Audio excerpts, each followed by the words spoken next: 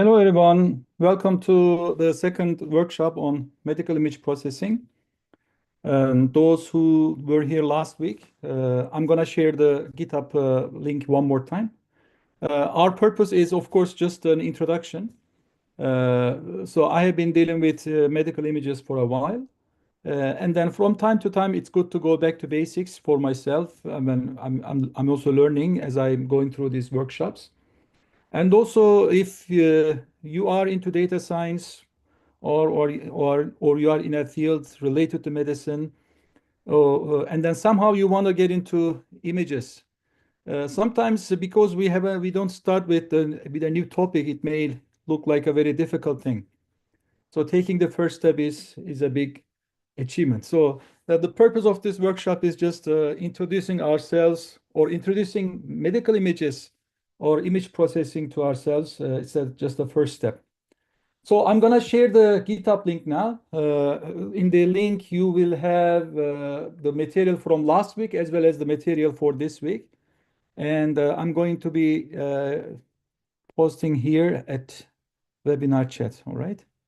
So this is the link, GitHub link for the material. If you could please just download the material, then we can get started. I'll give 1 minute for us to download the material. And then we are going to get started. And then, by the way, let me share the screen so you can also see my screen. So this is the GitHub account. And then, yeah, this is the folder.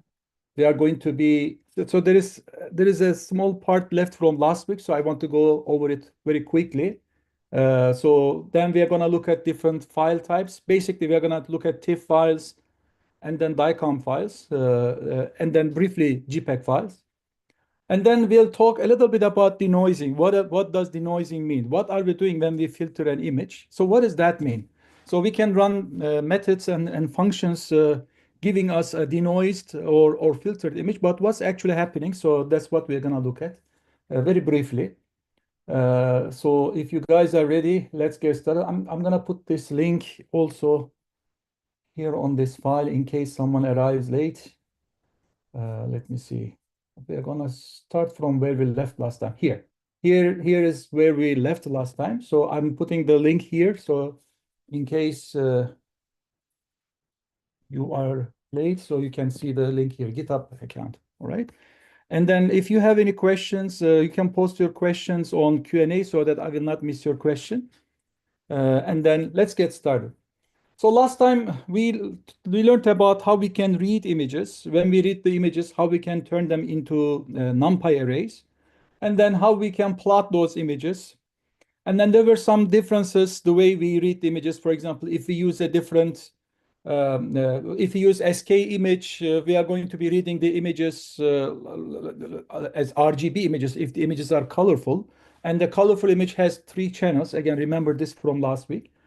If you read images in CV with CV2 library, then the images are going to be read as rather than RGB, GRB. So then the order of the channels are changing. So we just looked at that and then we said we should be aware of this. So let's continue with how we can read images and then do some transformations images on images, like how we can make the images smaller or bigger, or how we can rotate them very quickly. And then one thing I just added here, which I think will be very useful, is how we can read multiple images from a folder and then do some transformations on individual images and then save them back with a different name to the same folder, or you can create a new folder and then save into that folder. So here is an image from, again, in this GitHub account, there are 2 folders, M1 images, and M1 means this module 1, and then this is module 2. So today is the second workshop. So I was a little bit lazy. I didn't delete some of the images from M2 images, which I'm not using. But anyways, so here are 2 folders. And from M1 images, I'm going to open this San Francisco Golden Gate image. All right, so let's read this image. So now we read the image. If you wonder what is this image now, so how yeah, we read that. What is this image? IMG, right? So what is it? So as you see, it's a NumPy array. So type Again, just for to remember what we learned last time, right? It's a NumPy array. And then what is the size of this image? We're gonna check its shape, image shape, right? So it is an image with 3 channels. That means it's a color image. And then this is the number of rows, and the second 2500 is the number of columns. Basically, the image is a little bit a wide image, right? So think of it as a rectangle. It's a wide rectangle. So now let's just show this image. I'm gonna use this PLT dot. Let me just copy this here. Copy this here. Let us see how the image looks like. And then image, the Golden Gate image is supposed to be in red color. But actually, I just took a picture right from here. Actually, I have a picture from right from this point. So this is not a picture I took. So the gate should be red in color, but it is not red. What is the reason for that? So the reason is again discussed. We discussed this last time. CV2 is reading images and then putting channels in a different order. So PLT is a library we are using to plot the images. So this image show is turning NumPy arrays into an image. We discussed this last time. So PLT is treating image in RGB order, but the CV2 read and then put the image in not in RGB order, right? So we need to change this. We need to change this. So that's what I'm gonna do here. So what I'm doing is let me take this first. This one. Get rid of this one and make this a little bigger. Okay. So what I'm doing here is I'm using CVT's CV2 color function. And this one is telling change the order from BGR, so blue, green, red, to RGB. Basically, I'm changing the order of the channels so that PLT can interpret my image uh, as I expected. So now I'm checking, again, I'm using PLT imshow, but inside the imshow method, I'm passing this expression, which is actually changing the order of the channels. Right now, I see that Golden Gate image bridge is in red color. Okay, so I hope this gave us some idea about what will be the impact of not paying attention to the order of the channels. All right, let's continue. Now let's see if we can resize the images, which we are going to do this frequently. Again, depending on which library you are using, all the libraries have these methods, these functions, which will allow you to resize the images. I'm just gonna use CV2 as an example here. So what I do is now I read this image. This IMG is the same image I read. This one, okay, this image. Actually, this image. This is the original image. This IMG. So as you see, it has 1400 rows and then 2500 columns. We check the size of the image, right? So where is the size of the image? It's right here. 1478 rows and 2500 columns. Now, if you like, you can resize this image. So again, if you like, you can give the exact the size of the image here as a tuple, or you can say resize the x and then y axis by 20%.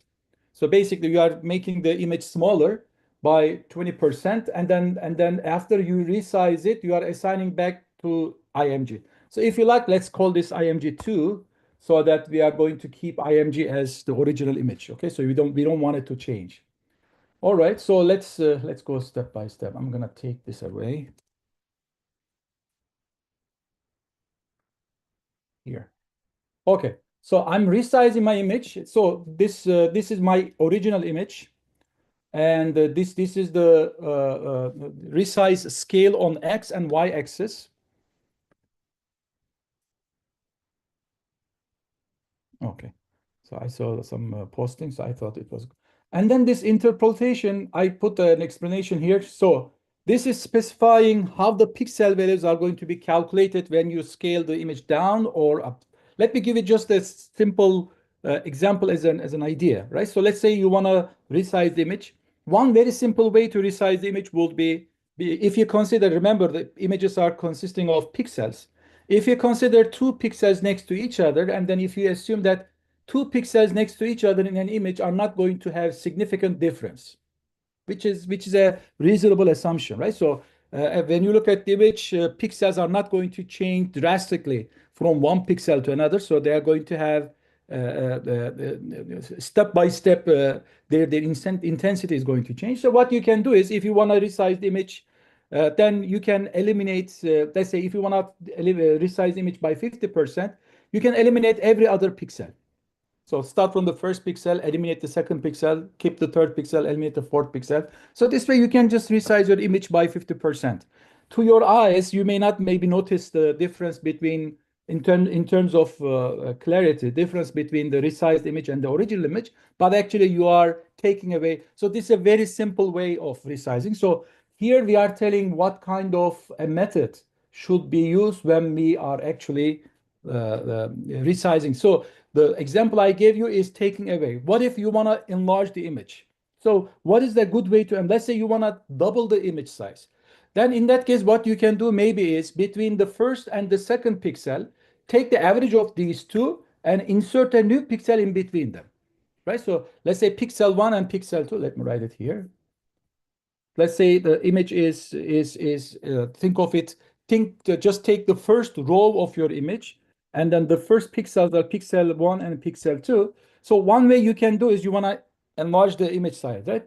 So what you can do is you can take the average of the neighboring pixels and then insert an average pixel in between these two. So this is actually pixel 1 and pixel 2 average.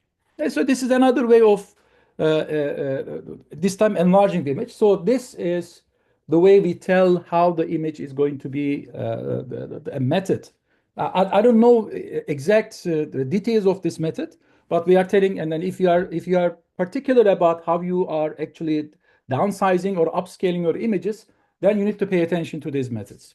Okay, so let's see how the image is going to enlarge. Again, so in this case, I am multiplying the image size by 0.2. Basically, my original image had 1400 rows, number of rows. So number of rows is reduced to, in this case, 250. Basically, I multiplied my 1400 by 0.2, right? So that is the resized image. Okay.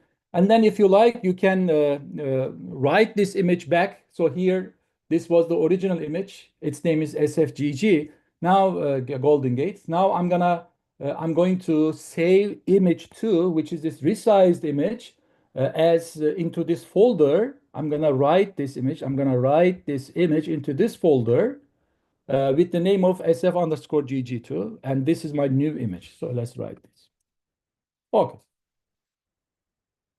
Well, you can double the image size. Again, just an example, okay? So here, this time I took the image and then I doubled the image. So remember, the number of rows was 1400. Now it is 2800, right? So to our eyes, this image versus this image, maybe even we can see the difference, right? So there is some loss of clarity from one image to another. Because we are losing some information when we are compressing the image. So these images are JPEG. Later, we are going to learn about different types of images. JPEG images are compressed images. We are going to lose a lot of information when we compress images. So that is why we may not use JPEG images frequently for medical images, okay, for medical purposes, because it's losing a lot of information when you compress.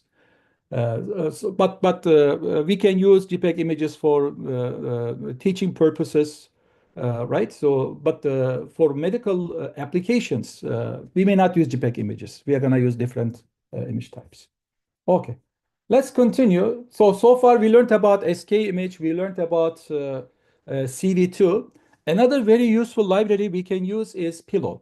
That's another library. So again, in this tutorial, so far, we learned about SK image and then CV2. And also we learned about PyPlot, right? PLT.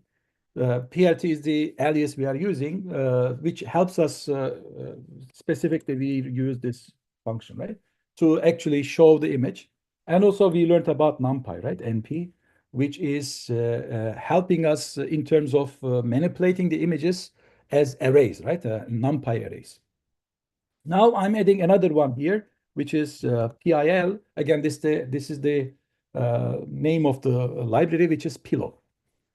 Okay, so we have one difference here. Again, each library has its own method to or class to help us open, read images. So here we are importing this capital I image class, and then from there I'm opening my image. So before with CV2, I was, where is it? It's here. I was reading the image with sklearn. If you remember with sklearn, where was it? No, skimage, not sklearn. Sorry, so here skimage again. We imported IO input output, and then we again used imread image read. Right. So this time with pillow, I am actually here. Here, I'm opening the image now. skimage and CV2, when we read the images, they are automatically read, turned into NumPy arrays. Again, if you remember, when you have images turned into NumPy arrays, then you can multiply all the elements of that array by 2. You can divide all the elements of that array by, say, 255. In other words, if you want to normalize your image, you can simply do mathematical calculations or operations on your images, right? So because they are NumPy arrays, they are basically matrices. When you read images with pillow, it is not, by default, it is not a NumPy array. So just be aware of that, okay? So let's read the image. Here I'm printing the type of this image. And as you see, it is not a NumPy array. So then what are we gonna do? So we can turn it into a NumPy array, no problem, but just keep this in mind that when you read your images with pillow, it's not a NumPy array. What you read is not turned into NumPy array automatically. Okay, so if you would like to show your image in a default viewer, so that is this show. Show is a method coming with image. So this image, okay, capital I image.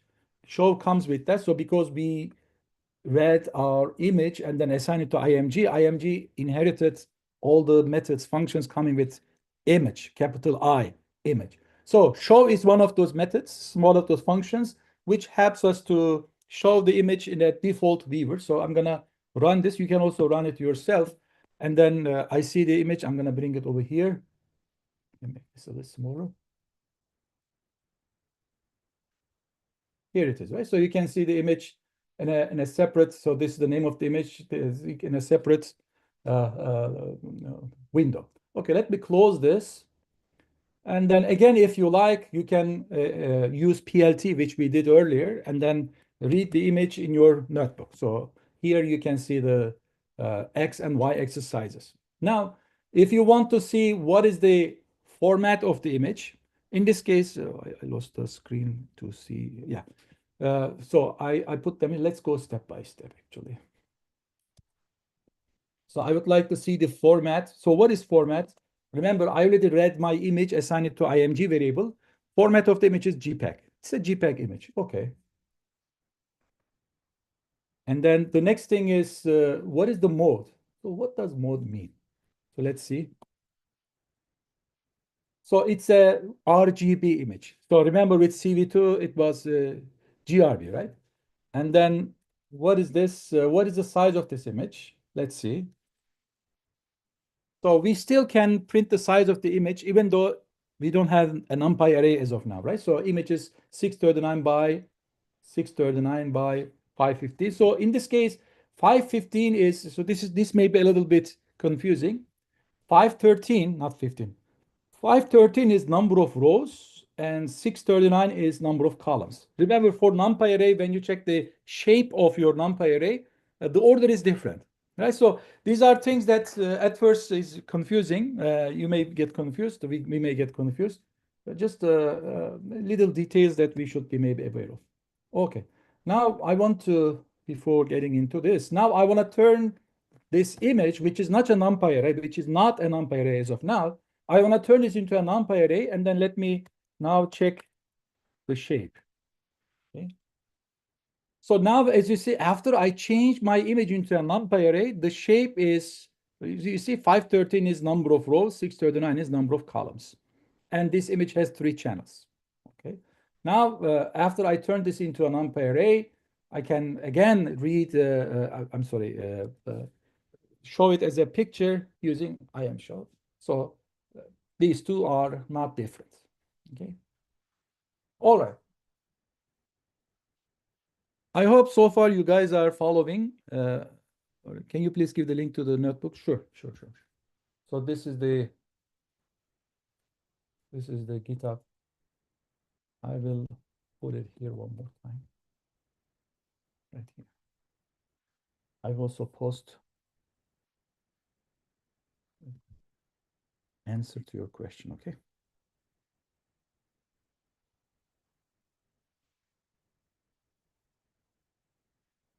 What is the motive for scaling the bridge image down to point to scale? Is the motive to fit a model .py hyperparameter? What model? Why not crop the image to simplify rescaling? So I mean, you may have different reasons for why you are rescaling the image, right? So, for example, you want to create a folder for a model, and then in that model you don't want really big images. You want small images, and then that will be fine. Let's say. And this is just one way of scaling your image down. Cropping is a little bit different. So when you crop, you are actually, we're going to see in a minute, we are actually taking part of the image. When you scale, again, there are different types of scaling, but the one that we learned, when we scale, we maintain the y and x ratio, right? We maintain the horizontal and then perpendicular axis ratios. In other words, I'm not squeezing image width, or I'm not just squeezing the image height. So both are getting smaller in proportion, right? So again, you may have very different reasons for why you might scale an image. Just to maybe your model does not require too much of detail, maybe, right? So, or maybe you are training a model which is going to be classifying images that are already scaled, right? Let's say. In that case, you may want to, let's say, you want to train a model which is going to work on images which are captured from a website. On that website, the images are. I know there was such a project. So a company asked for this project. So they are selling used luxurious handbags, and then they want to determine if the handbag is genuine or a fake handbag, right? So, and then the only thing they have is the picture. And then you get these pictures, you just get these pictures from a website. You scrap the website, and then let's say the website is giving these pictures in a certain what is that dimensions, right? And then you have your own images of handbags. You want to train a model, right? So you know the labels. You have your images. You know the labels of those images, whether they are genuine or not. In that case, you want your model to be trained on a data set which is imitating the real data set that you want to test your model on. So in that case, you may try to scale your original images to the same dimensions for your test data set, with your test data set. So that's just one example. Again, there might be so many different reasons why you might want to scale your images. Okay, so another example, I don't want to spend too much time on scaling, so you can, scaling or changing the size, you can definitely look for this and then see how different libraries are allowing us to change the dimensions of the images. Here again, I'm going to, let's go step by step together. So this is the image size. Okay, so this is my original image. We just read this image. Okay, so this image is the object that the variable which is the object that be assigned as we read the image. It's not an numpy array. Okay, it's not an numpy array. Okay, so this is the size, and now I'm gonna resize this image. So one way is I can simply use this resize. Okay, so let's see. I'm gonna go step by step. Okay. I will say is image resize. All right. Okay. So, and then I'm going to assign this image resize. Okay. Equals. So what is this 200, 300? So remember, this is the original image size. And then am I forcing my image to be exactly 200, 300? So that's what I'm looking at. Next, let me this. Sorry for cutting, pasting. I should have organized this before the next. What I'm gonna do is I'm gonna turn this guy. I'm gonna turn this guy into a numpy array so that I just want to print the shape of the image. Okay. So let's see what is the shape. Now, as you see, the shape of the image is turned into 300 by 200. So the original image is 639, 513, and this is 300, 200. So one thing I'm curious, right? So did we maintain the ratio, right? Let's see. 513 by 639 versus uh, yeah, versus 300 by 200. Right? Apparently, the what is that ratio is not kept, right? So I just changed the ratio of the image. So another thing we can do, by the way, let's show this image. So this is the original image. Now I'm going to show the resized image. plt.imshow small image, this one. Let's see how it looks like. Okay. So as you see, the image is we lost the original ratio aspect of the image, right? So this was the original image. Now I enlarged the height, I made it taller, and then squeezed the width. Image is distorted, right? So another thing we can do with Pillow is you can create thumbnail, and thumbnail is going to maintain the aspect ratio. Okay, and then one more thing about thumbnail is it's going to happen in place. What does that mean? Here, when I resize the image, I assigned it to a different. Let's do this way. So I'm gonna run this. Okay, and then I'm gonna say image dot size. Okay. So even though I resized image by 300 by 200, my original image did not change. So in other words, resize is not happening in place, but thumbnail is going to happen in place, just for information. Now I'm gonna leave this to you so you can run this code and then check yourself. Let's not spend time on this for now. And another thing maybe we can look at very quickly is, can we rotate the images? Right? So can we rotate the images? Sure, why not? So let's go again step by step here. I'm gonna ImShow is going to open another what is it? Windows. So I don't want that. So let me just first show this is my image. Okay, this is the original image. Okay. Now I'm going to rotate this image. Let's see if we can rotate it in a different way.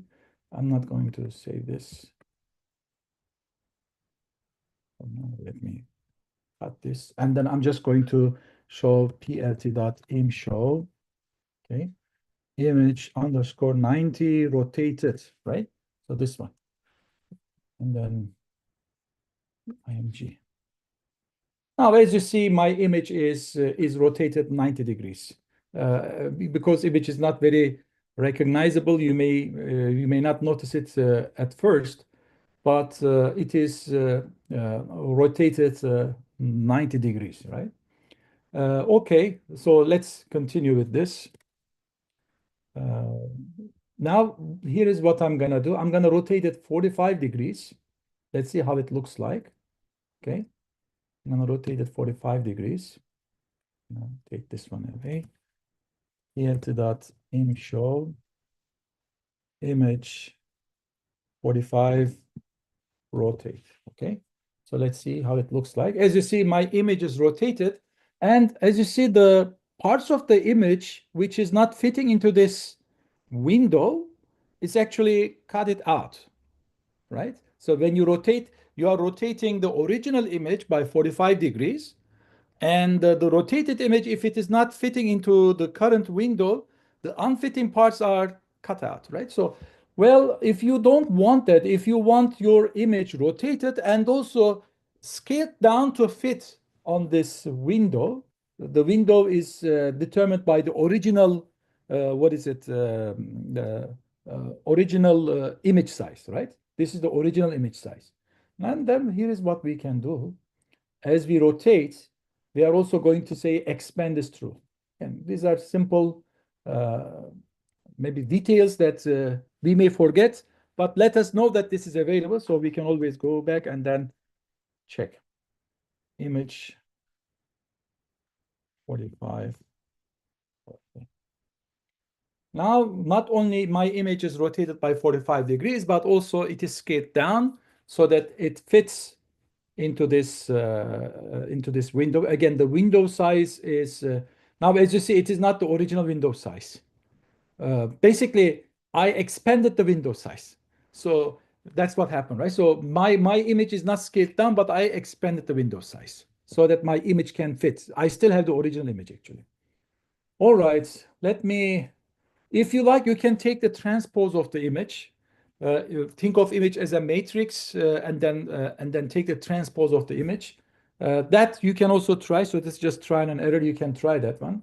Let's look at this cell 56 and then be done with. This is again from last week. We couldn't finish it and then be done with it. Let me see if there are any. You're welcome. Okay. So another thing I find it very useful, which frequently you will do this when you are working with images, is you are not going to deal with a single image. You will have thousands of images sitting in a file, in a folder actually, and then you may read those images, do something on them, maybe, and then give a different name and then save it back, right? So then how are you going to do that, right? So how are you going to do that? Are you going to read those images one by one? Of course not. It's going to take forever. So we're going to write code for that. And then one way, so there are different ways. You can do this in many different ways. One way is using this globe library, which is going to allow you to actually retrieve images, multiple images, many images from a folder. All right. So here's what I'm going to do. I'm going to say this is the path. Okay, so let's look at this path together. So my path is, first of all, pointing m1 underscore images folder. In that folder, there is another folder called test images. So let's look at that folder, m1 images. I'm going to open this folder. So there is another folder called test images. So I'm just curious what is inside. When I look at inside, there are three other folders: aeroplane, bicycle, and a car. So it says now go to aeroplane. Okay, I'm gonna go to the aeroplane. Now there are four, what is it, images here, right? So each image has two components. Their names have two components. The first one is the name of the image. The name is one. And then dot, after the dot, we have the file type, the extension, right? So we are using this wildcard here, which is saying whatever the name is, okay? I don't care, whatever the name is, okay? Whatever the name, it's 1, 2, 3, 4, whatever, okay? And then whatever the file extension is, I don't care. If you care about file extension, if you only want to read a certain file extension, then you put that file extension here, all right? But here, I don't care. So all the files with any name, with any extension, I want to read them. All right. So this is the path, okay? This is the path. Now, let me go back to my folder. Here, this is my folder, okay? This is my folder. Now, what I'm going to do is I'm going to use this glob class, and there is this glob method, which is going to actually go to that path and then read. As you see, when it reads, it's not just reading the file name, it's actually adding this file name at the end of the path. Remember, this was the path, this is the path. It's actually replacing these asterisks, right, the stars, with corresponding file name and then file type. And then putting each file as a member of a list. Actually, this glob.glob path is returning a list, and that list contains the path for each file in that folder, this folder, aeroplane folder.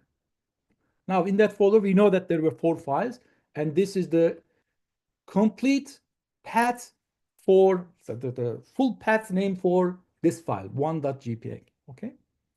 All right. And then you define the path. You define the path. Okay. So this was easy. Let's run this and then see what is. Yeah, this was easy. So if you like, you can assign this to, let's say, my list. Okay. And then you can do any list operation on this my list because it's a list now, right? My list. How many? Let's see. Length. What is the length of this, right? It is 4. Now, if you like, you can print one by one, whatever it is. So for I in this, right? Right? Print I. Let's see what it is. So as you see, I'm printing again. So basically, I'm just printing elements of this list. Okay. All right. So we know that this is very useful. Now I'm changing this for loop. So this first line of the for loop remains the same. So this I is replaced with file. This my list is replaced with globe.globe path. Okay, this line is still the same. Again, the second line print I is print file is the same. Third is what I'm doing is I'm taking each file. Let's say first I'm gonna take this one, and then I'm gonna open it using Pillow. You can open it with any library. Okay, it's up to you, whatever you have. Whichever library you want to use to open the file, just use it. As you see, I'm rotating it by 45 degrees. I know what happens when I rotate. I'm rotating it and then expanding the image. Okay, so this part we also studied. Now, this new image, which is rotated version of the original image, now I'm saving it. Again, very useful, very useful. Thing is, when you save, right? So the way you save is, let's say this is image, and then I save this image, okay? But remember, this image is a pillow. It is a pillow object, okay? And then save is a method inherited, right? All right. So it's not something that we come up with. It's already there, inherited. So I'm gonna save this image, and then when I save, I'm just noting the name. So this is the name of the image, okay? Name of the image. So I'm gonna save this image as this name, whatever name. So my image. But here, what I'm doing is, remember this file is this one, and one images, blah, blah, blah, blah, this one, okay? This whole thing, okay? I'm saving, first I read this image, I'm rotating it, I'm making a change, and then I'm saving it with this name, okay? So I'm gonna save this image here, but when I save it, when I save this file, whatever the file is, no. So whatever that file is, yeah, whatever this file is. So let's say I is this one. What I'm doing is I'm gonna add this one. I'm gonna add this one. So let's run this and then see what happens. I'm gonna add this one at the end, and this is gonna be the type of the file that I'm saving. Remember, I'm reading a JPEG file, I'm rotating it, I'm putting it back as a PNG file. Let's see. Okay, now I'm gonna check my folder.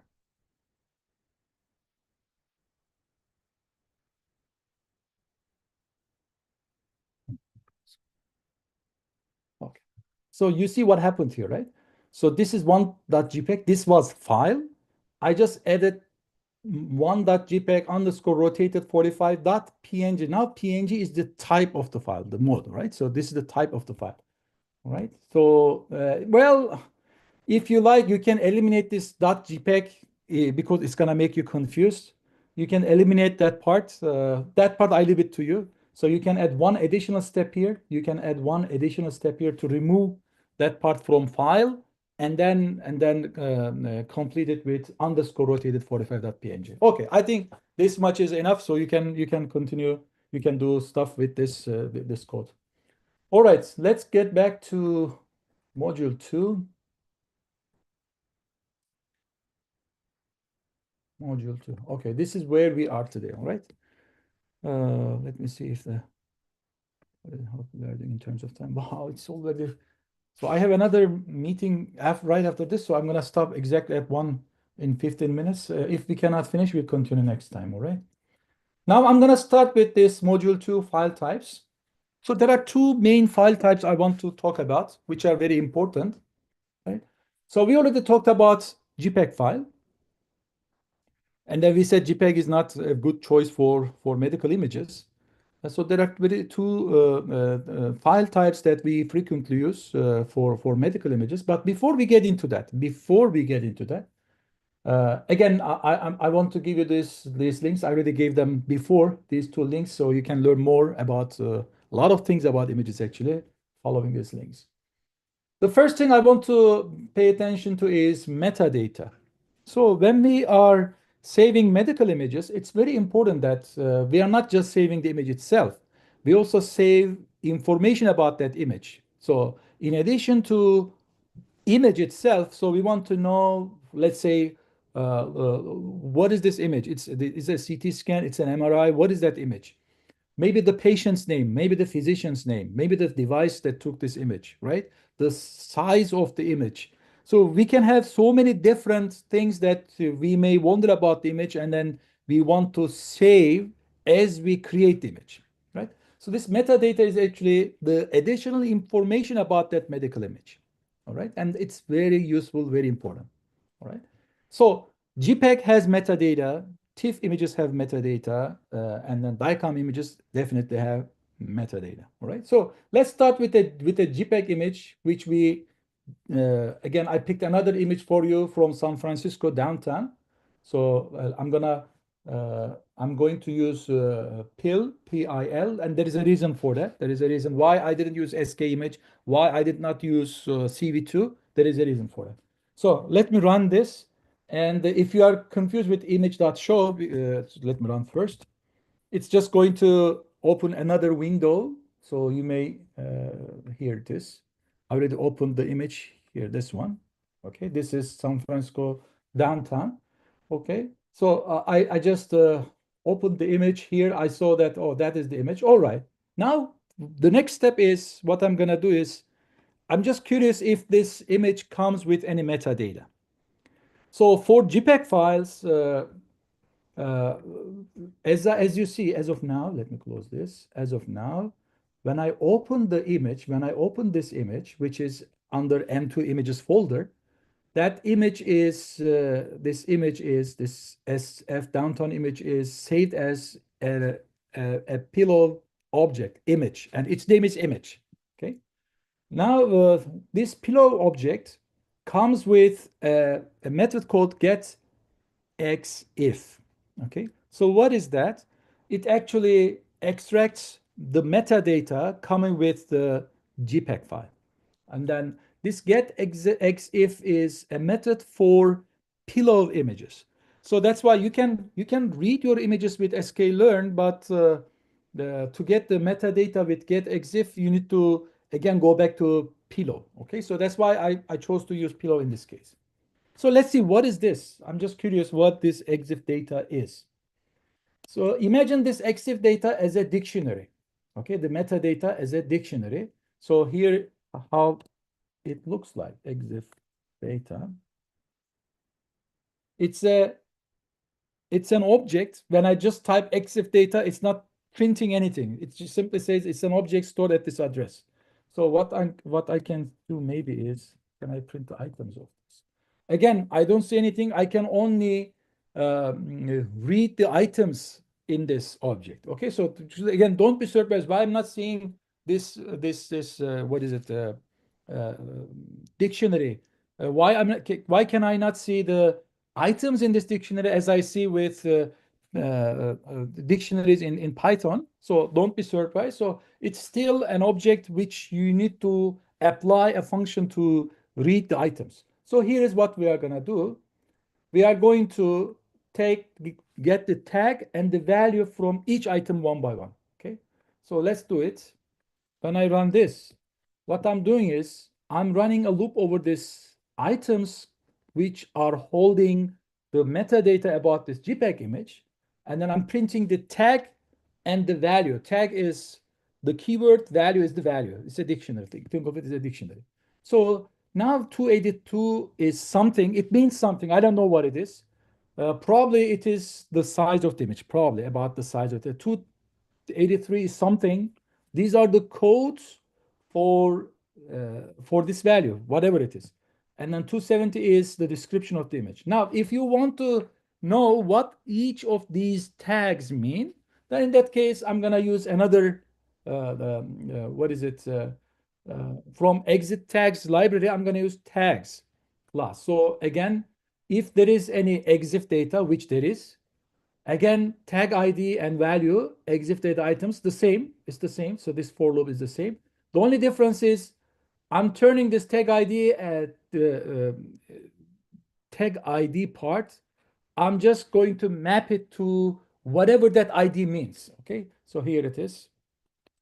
Oh, now I know that 282 means X resolution, 283 means Y resolution, 270 means image description. Why are we getting into too much into this? Metadata will become very important when you receive an image. You only see what the image is showing. So that's one thing. But you may also need some additional information about that image. And then you need to know how to extract that information, additional information from that image. So this is JPEG. Again, we're not going to be using this too much. This is just the random image I got from internet. And then these tags came along with that image. Now let's talk about the DICOM images. So this, and again, this is an abbreviation for Digital Imaging and Communications in Medicine. It's a standard, okay? It's an international standard for medical images, okay? It's an international standard. And we are going to use PyDICOM, this one, to read DICOM images, okay? And from PyDICOM to read the images, I'm going to use DCM read, okay? DCM read. And I will be, the extension for DICOM images is DCM, capital DCM, like JPEG for JPEG images. So I'll be reading, again, it's very, it's not a big deal. So from PyDICOM, rather than saying IM read, like image reads, I'm using DCM read. Okay, so let's read this. So I'm just curious, what is the type of this data now? Is it a NumPy array? So what is it?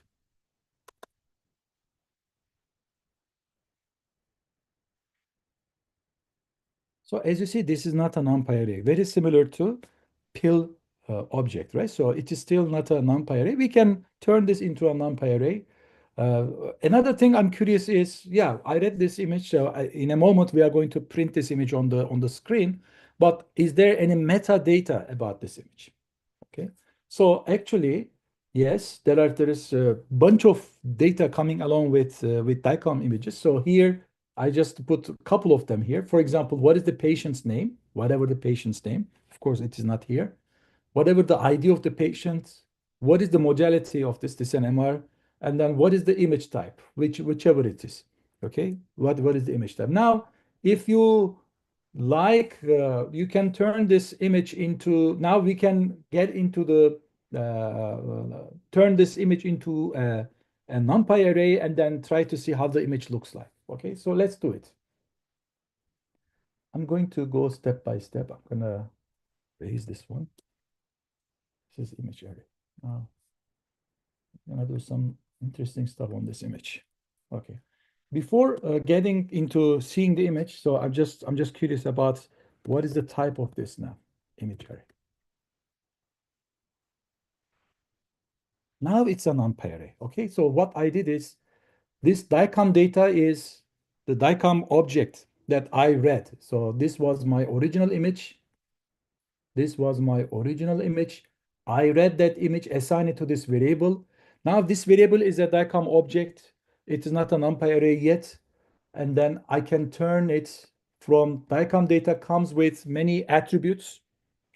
One of them is pixel array, which is holding the image as a NumPy array. So DICOM data, think of it again as a dictionary.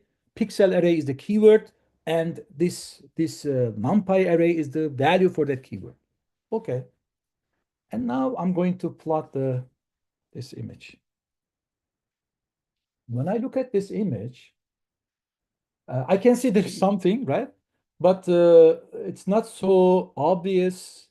It's very, what is it, flu, right? So uh, it would help if I can do some work on this image and then try to see the parts where it's like behind the fog, right? So looks like, so can I increase the contrast of this image? Contrast means the changes in terms of intensity, pixel intensity, when you move along the image. So for example, when you focus on row 200 and then start from left to right, how the pixel intensities are changing from one pixel to another, right? If I increase the difference between the neighboring pixels, their intensities, I will be increasing the contrast. So that way, I will be seeing these edges more clearly. As of now, I think the intensity of the pixels, the values these pixels are taking, are not so different from each other. For example, I'm just giving an example. One is, let's say, 200. The next pixel is, so this white region, let's say, is 0. And then this very not obvious border is, let's say, the value is, I'm just making up, 5.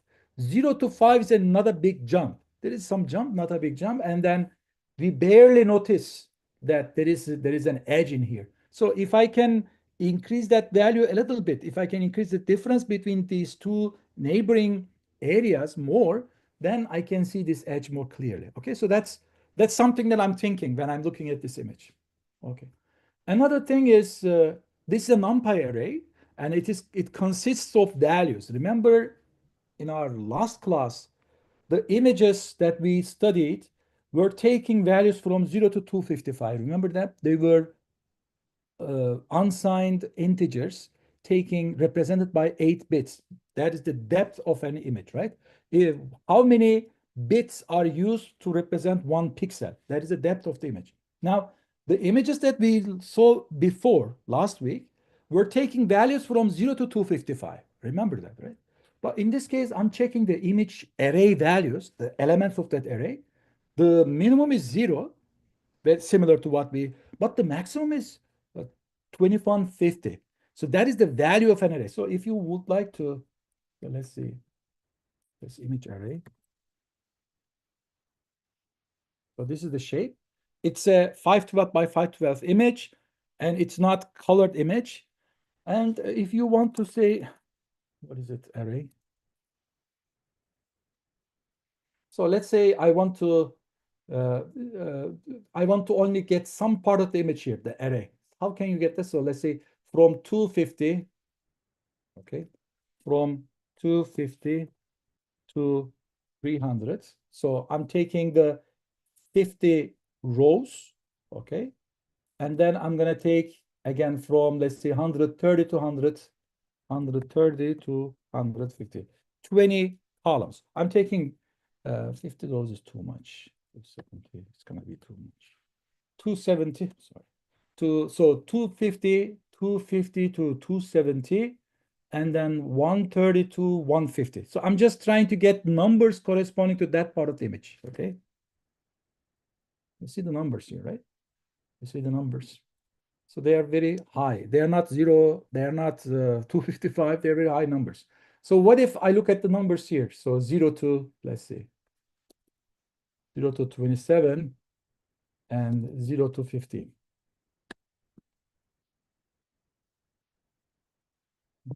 It's all 0. That means this white region is corresponding to 0. And then the parts of the image where we can see something, right, correspond to some bigger numbers. Okay, so I have some idea about the image, all right? Next, what I'm gonna do is, I'm going to take this array, which has a size of 512 by 512.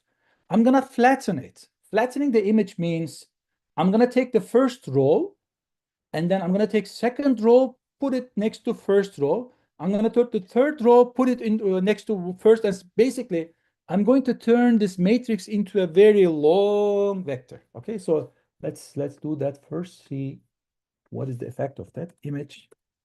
Sorry, image array. Remember, this is the original image. This is the shape of the original image. Now I'm going to take this image, flatten it, So this is the original, okay?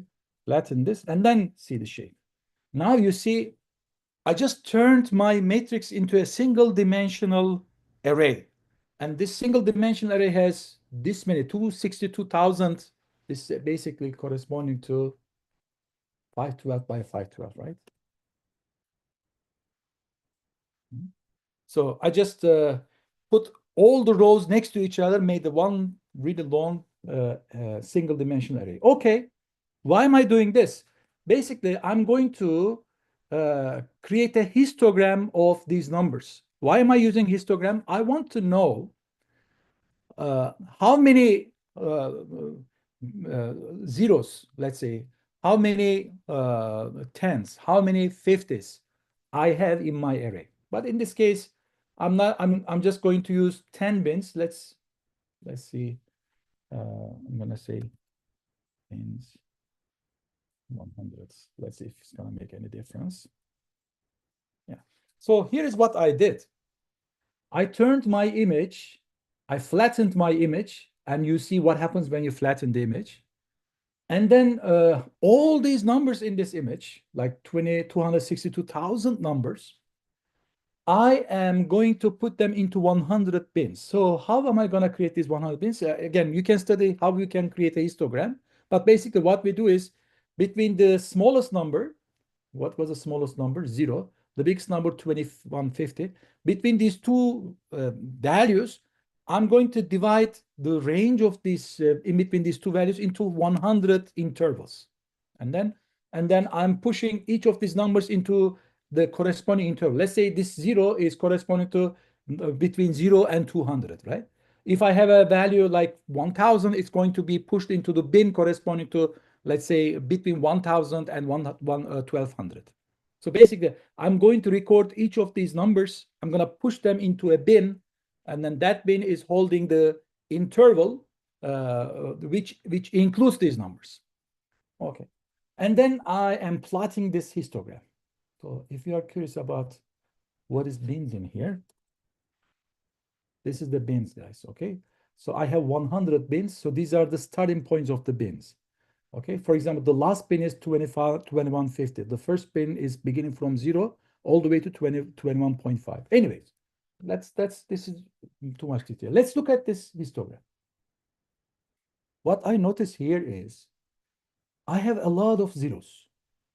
A lot of pixels are taking 0 value, and a lot of pixels are taking some big numbers like 21, 28, 2150. We saw that earlier, right? And in between these two, I don't see too many numbers. I don't see too many numbers. Now, when you look at your image, probably there are a lot of pixels here which are taking much lower than the value corresponding to this bin, and they're not represented here. Okay, so in other words, because these numbers are too big, let's look at this one, 70,000. These numbers are too big. The numbers here are not represented well, right? That's one way of looking at it. Okay, so why am I looking at this histogram at this point? Remember, this image is not so neat, so the contrast is very weak, and then I cannot see the image clearly. I'm trying to see if I can improve the contrast of this image so that I can see this image clear. Okay, so that's my goal. And one thing, the one thing that make me think why I'm seeing this image the way it is because of the distribution of the pixel values. All right, so I'm gonna change this and then see what is the impact on that. Before I make that change step by step, which maybe we are gonna do it next week. Before we are gonna do this step by step next week, I just want to show you what if I make the change. Where is it? There should be a here, this one. Sorry, so I was planning to talk about this step by step, but now because we don't have time, let me do this now, and then we'll do this, we'll do the reasoning why it is happening this way. We'll do it next time, okay? Um, Pixel array. Yeah. Look what I'm gonna do. So the reason why I'm spending time on this is the transformations you make on your image is going to may improve your image significantly, may improve your image significantly. And this one. Okay, take this one here. So that's we can see everything at once. Okay, what I'm gonna do is I'm gonna take my array, which is this original array, this one, this array. I'm gonna take this array. Now I know what is the minimum of that array, what is the maximum of that array. Basically, I'm going to normalize my array. As of now, the values in my image array is changing from 0 to 2000. First, I'm going to normalize my array and then change the values. Let's go this one. This palette is step by step.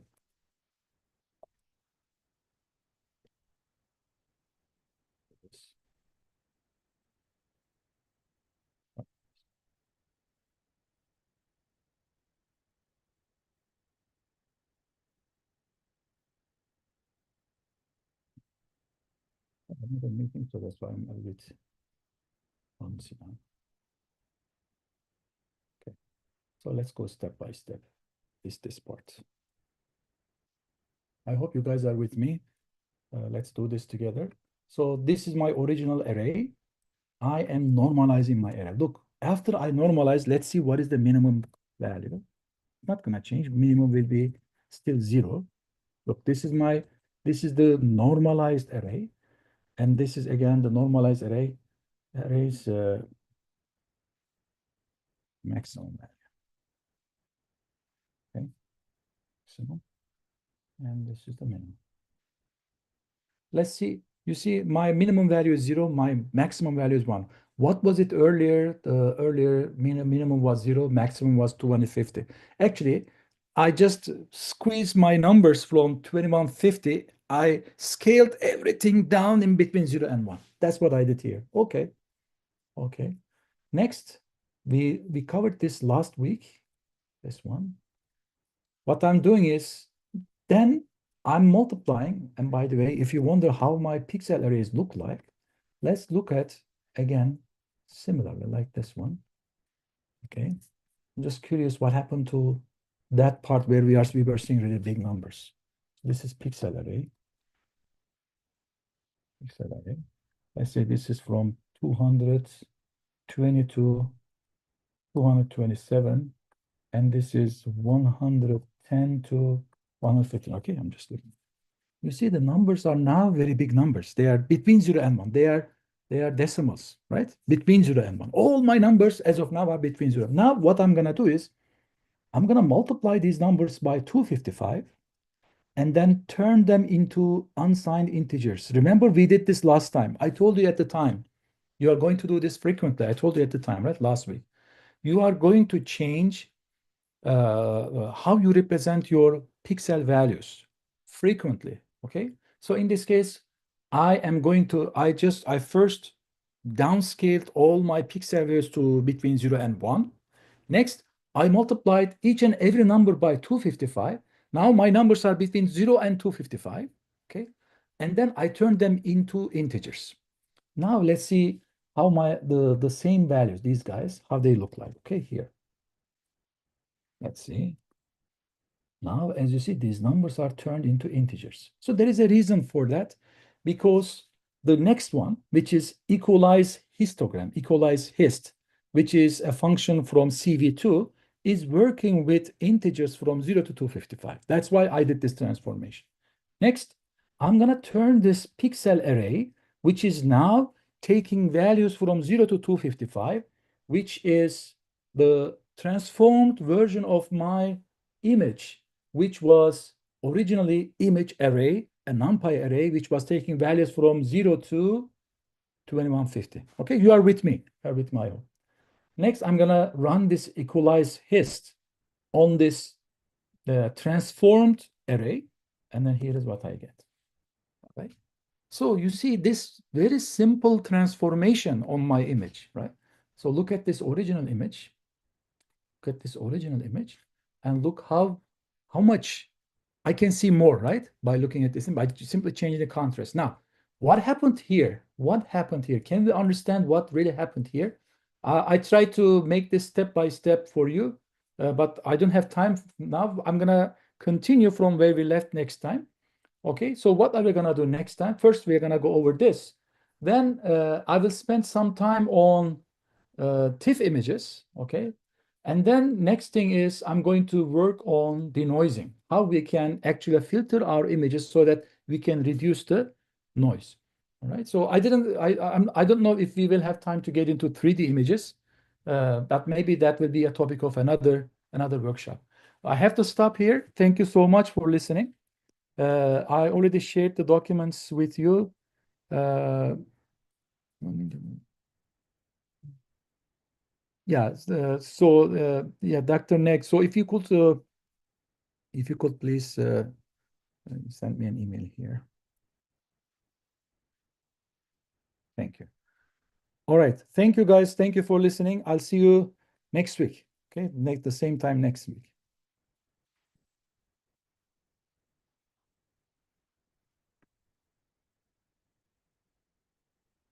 Take care.